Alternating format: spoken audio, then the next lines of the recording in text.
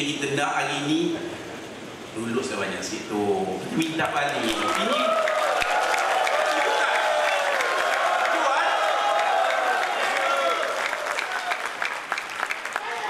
berapa banyak kita nak minta kat Datuk? Janganlah sikit sangat ni, macam tak bakat lah.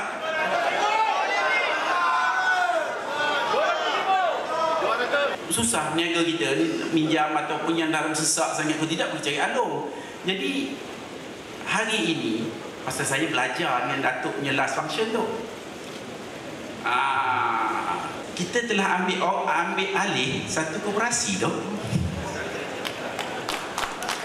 Jadi Datuk hari ni kita nak minta dia bantu koperasi supaya kita boleh bagi pinjaman juga kepada koperasi.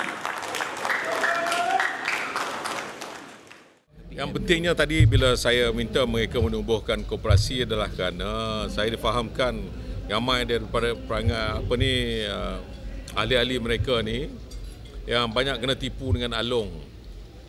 Jadi perniagaan yang mereka lakukan perniagaan yang kecil-kecilan.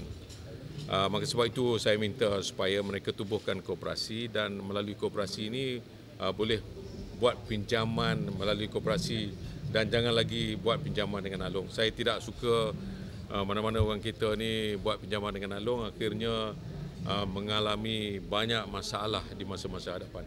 Ini bukan agensi tetapi merupakan NGO, maka sebab itu saya ucapkan tahniah dan syabas kerana melakukan sesuatu yang baik untuk rakyat dalam negara.